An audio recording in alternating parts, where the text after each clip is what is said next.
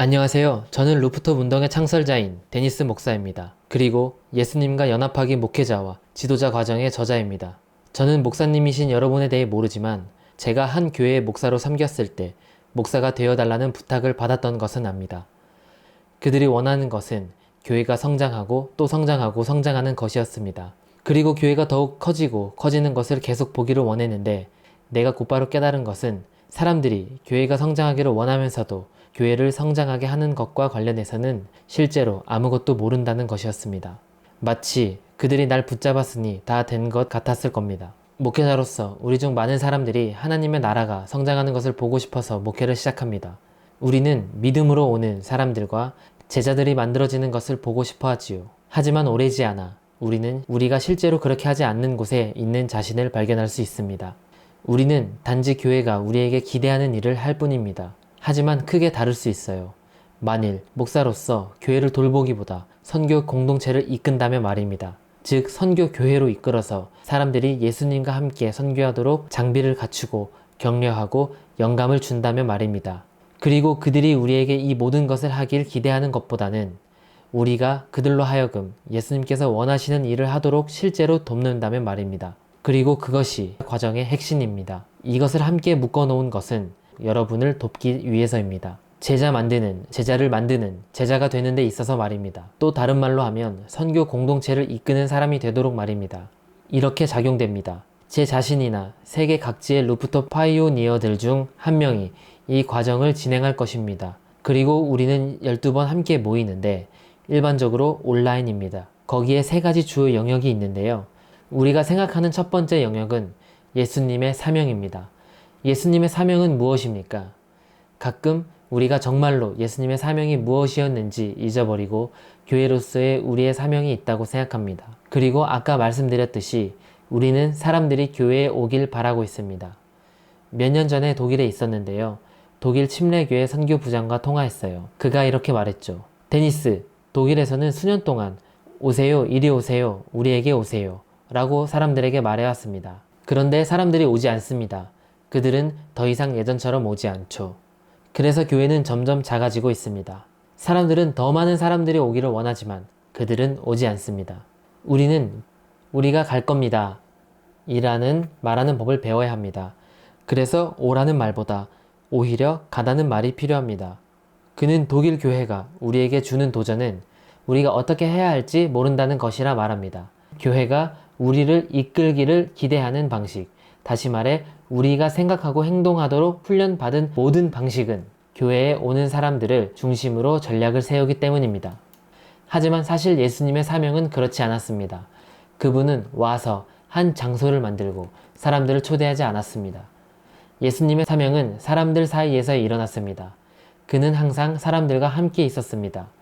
그는 거리에 있었고 장터에 있었고 사람들이 있는 곳에 있었고 그곳에 있는 사람들에게 하나님의 나라가 가까워지도록 했습니다. 자, 우리는 예수님의 사명에 대해 생각해 보려 합니다. 그 사명이 무엇이며 어떻게 주님의 사명에 동참할 수 있을까요? 이 여정을 진행하면서 우리가 살펴볼 두 번째입니다. 제자가 무엇인가요? 제 생각에는 우리가 자주 교회에서 제자라는 단어를 사용하는데요. 예수님이 사용했을 때 의미하는 것과 예수님을 따르면서 행했던 제자들과는 상당히 다르게 설명합니다. 제자들은 대부분 시간을 밖에서 보냈습니다. 그들을 위한 제자 교육은 일주일에 한 번 가는 코스나 공부가 아니라 평생 하는 것이었습니다. 그리고 우리가 살펴볼 텐데요. 오늘 사람들에게 다가가려면, 사람들에게 하나님의 나라를 가까이 가져가려면 무엇보다도 우리가 해야 할 일이 사람들을 제자가 되게 이끌도록 훈련시키는 것이죠. 그리고 그것이 우리가 더 자세히 살펴볼 세 번째 영역입니다. 제자를 만드는 제자가 된다는 것은 무엇을 의미합니까? 어떻게 하면 되죠? 그냥 일요일에 예배 와서 훈련받는 것만으로는 안 됩니다. 우리는 소규모 그룹을 또는 저는 소규모 팀이라 부르길 좋아하는데요. 다양하게 훈련하는 방법을 모색해야 합니다. 그래서 그들이 밖에서 친구들이나 이웃들과 예수님을 모르는 사람들과 있을 때 그들은 고립감을 느끼지 않고 혼자 있다고 느끼지도 않으며 그들은 완전히 불가능하거나 할 수 없다고 느끼는 것이 아니라 그들은 지지받고 있다고 느끼죠. 그리고 그들이 하나님을 의지하기에 만일 그들이 대화를 시작하고 그들의 믿음을 나누기 시작하면 무슨 일이 일어날 거라고 느낍니다. 이것이 바로 예수님과 연합하기, 목회자 및 지도자 코스입니다. 목회자와 지도자로서 여러분의 교회가 예수님의 사명에 동참하고 제자도를 이해하며 제자를 만드는 제자를 만들도록 우리가 여러분을 돕겠습니다.